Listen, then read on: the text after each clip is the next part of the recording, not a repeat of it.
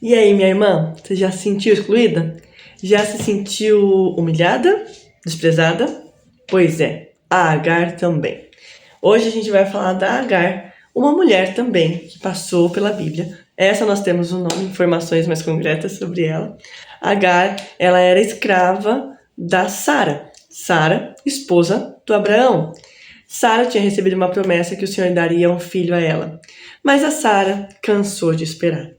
E ela entendeu que ela tinha que fazer alguma coisa. Ela tinha que tomar alguma atitude. Hoje nós não vamos focar na história da Sara, mas vamos usar ela só como uma ponte para o que a gente quer falar sobre a Agar.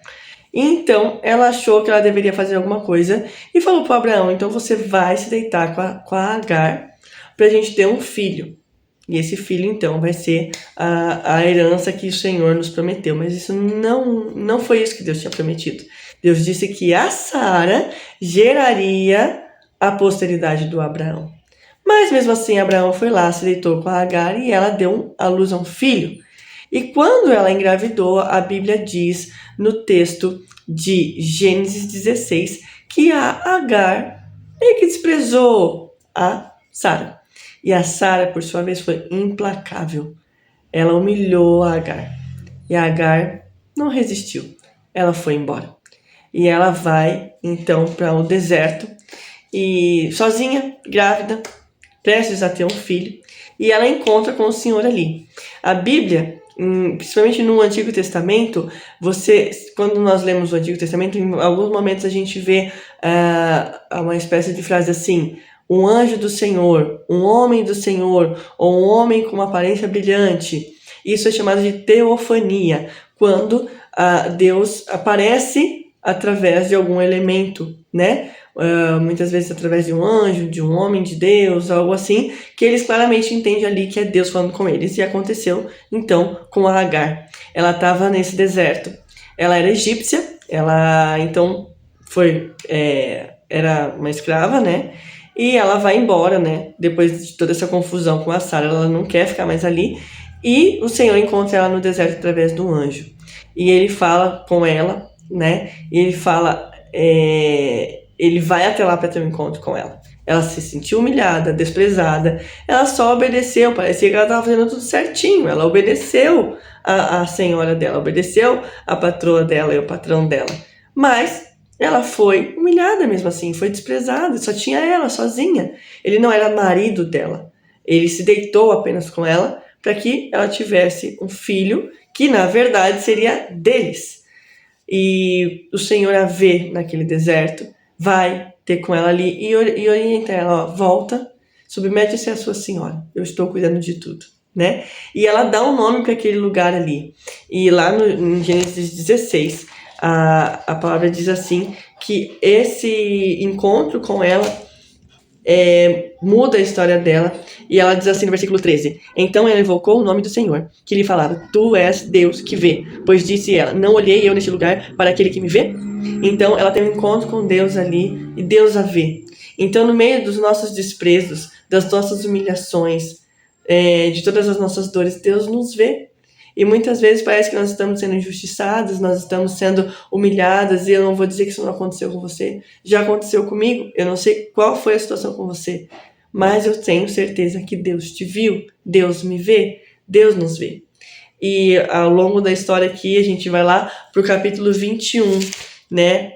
O filho dela nasce, ele recebe o nome de Ismael, e nessa situação aqui, lá no capítulo 16, o Senhor promete que o Senhor daria a ela um menino forte, daria a ela uma nação forte através do filho dela, que era Ismael. Mas ele não era o herdeiro, ele não era aquele que Deus tinha prometido para o Abraão. A situação com que Deus estava tratando com Sara e Abraão era outra, e a situação com a Agar era outra. Mas Deus não desprezou a Agar, e também não desprezou a Sara. O Senhor não tem filhos preferidos. O Senhor não me ama mais do que ama você, ou não ama você mais do que ama eu. Mas o Senhor tem a história de cada um por exclusiva. O Senhor não nos coloca dentro de uma massa e nos trata como massa. O Senhor nos trata na individualidade. Assim como o Senhor visitou a Sara, Ele também visitou a Agar. Não porque a Agar era escrava, que ela era menos importante do que a Sara, mas Deus tinha uma história para cada uma delas diferente. E lá no texto 21, acontece novamente. Lá no capítulo 21 acontece novamente.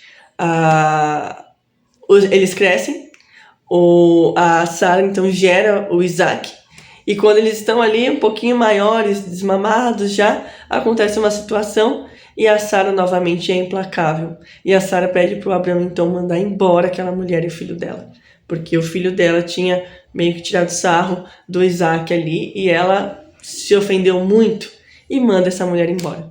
O Abraão fica com o coração pesado, porque era filho dele também, né?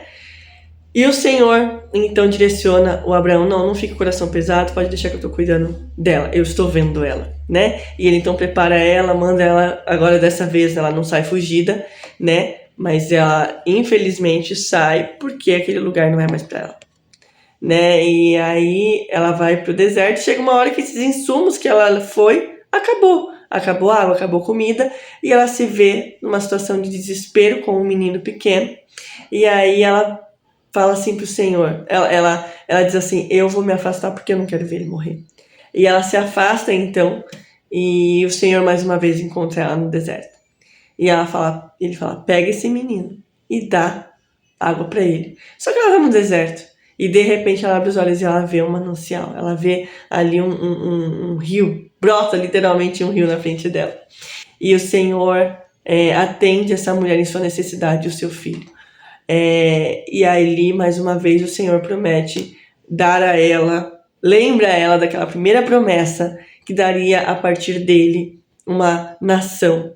E isso realmente acontece, ele se casa e eles vão embora daquela terra, né? Ele se casa, ele tem uma geração através dele que alcançou ela também.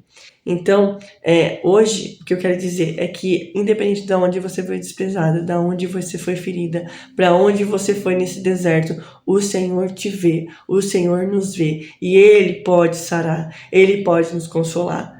Ali foi um encontro exclusivamente dela com Deus. Muitas vezes nós estamos esperando recursos, nós estamos esperando que alguém venha nos pedir perdão, nós estamos esperando que alguém venha naquela situação e fale, olha, você não merecia passar por isso, me perdoe. Entende? Então hoje é um dia que o Senhor quer te encontrar, que Ele quer te ver. Então esteja disponível nesse deserto. Não se afaste. O Senhor quer você perto. Amém? Deus abençoe, que o seu dia seja uma bênção e que você se permita ser vista pelo Senhor. Amém?